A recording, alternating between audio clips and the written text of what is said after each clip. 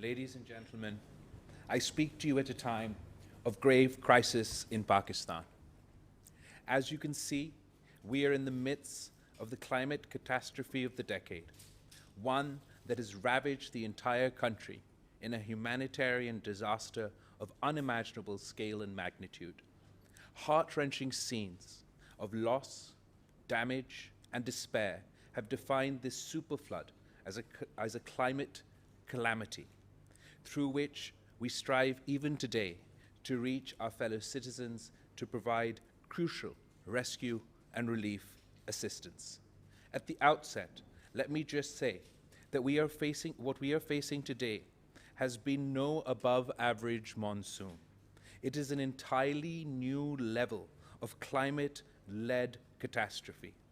Since mid-June, in fact, Pakistan has been battling with one of the most severe, totally anomalous cyclones of territorial monsoon weather. Rainfall during this period has been equivalent to 3 times the 30-year national average, with many areas challenged with facing down 5 to 6 times and even more.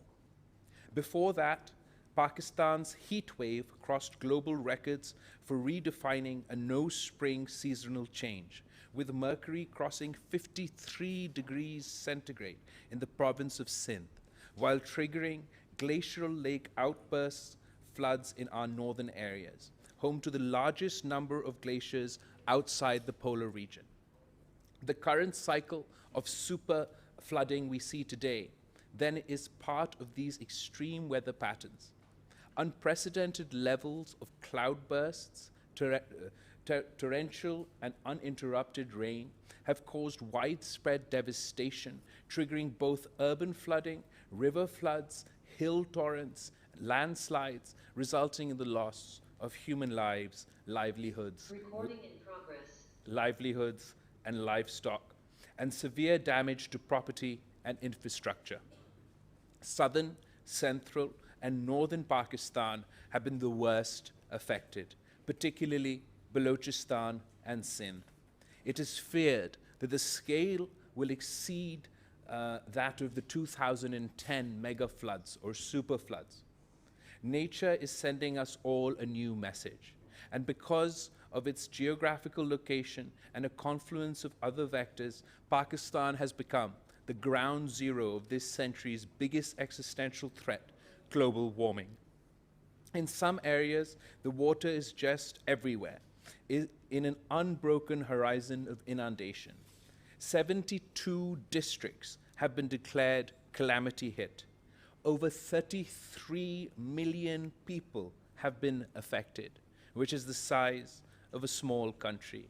More than 1,100, including women and children, have lost their lives, and many more are injured. Livelihoods are severely impacted with the loss of livestock, not to mention crop losses, among other crucial sources of sustenance. Hundreds of thousands of women, children, and men have been displaced and forced to spend days and nights in camps and open areas under a merciless sky.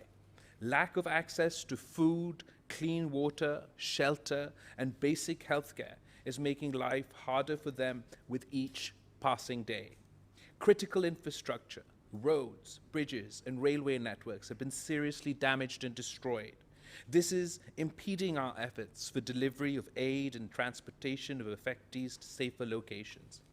The situation is likely to deteriorate even further as heavy rains continue over areas already inundated by more than 2 months of storm and flooding. For us, this is no less than a national emergency. For the most vulnerable, especially the women and children impacted by this disaster, this is a life-defining experience.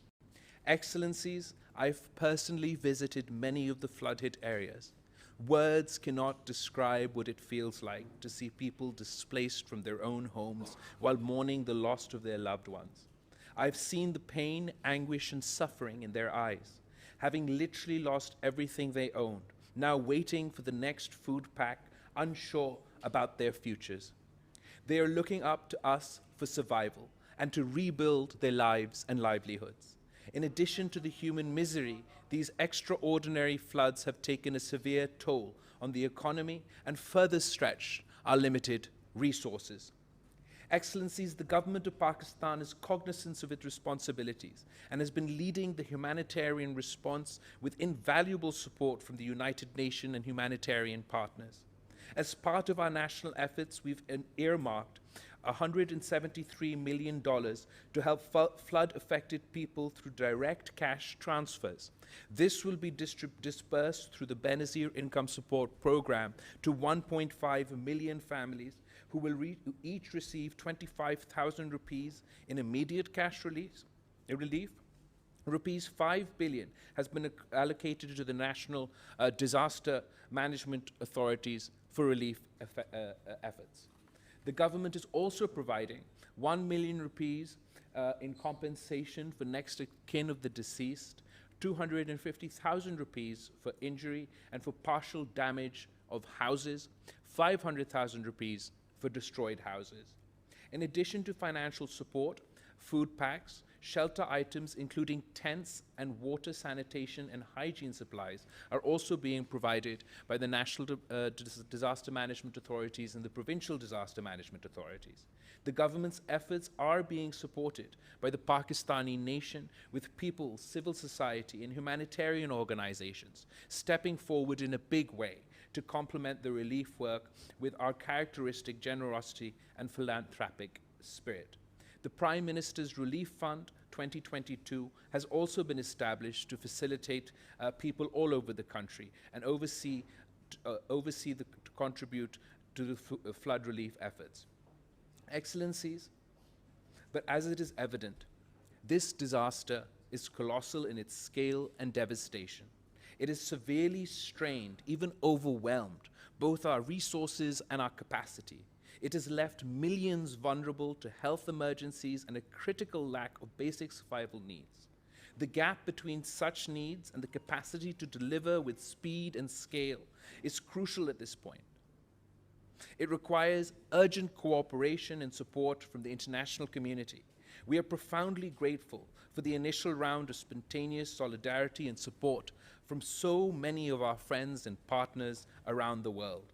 I would like to acknowledge and thank all our friends for the prompt financial support and relief assistance being provided by several countries as well as the United Nations, World Bank, and Asian Development Bank. We are especially grateful to the United Nations resident coordinator and his team for the excellent support that has been extended to us since the onset of this calamity.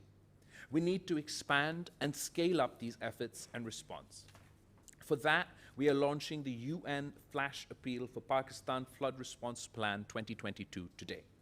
The appeal prioritizes focused interventions in areas of education, food security, agriculture, health, nutrition, protection, shelter, and non-food items, water, sanitation, and hygiene.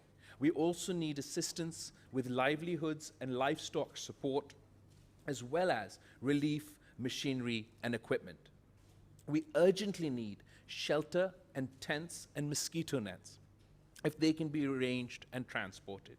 This appeal is expected to address only part of the overall requirements and will therefore complement the broader effort. I would like to urge the international community to give its full backing to the Flash Appeal to help the people of Pakistan most in need.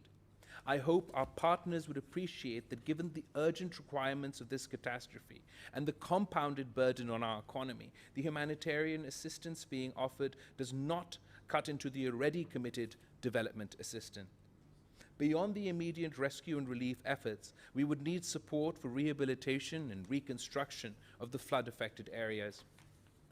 I encourage you to contribute generously towards meeting the funding requirements of this response plan and going beyond.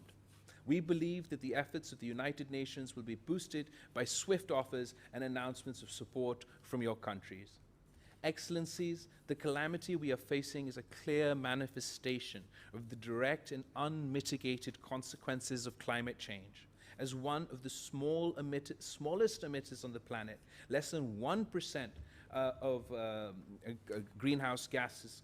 In fact, Pakistan is in the front line of the devastation caused by global warming. This mega flood has once again made us acutely aware of our vulnerability to recurring climate shocks. Such episodes are becoming all too frequent and increasingly more devastating. I hope you will agree that both the spirit of climate justice as well as humanitarian assistance, the international community needs to step up and share the burden with those most affected and impacted by rapidly changing climate and weather patterns. Your full support and solidarity with the people of Pakistan at this time would go a long way to alleviating their suffering and in helping to rebuild their lives, resilience, and communities.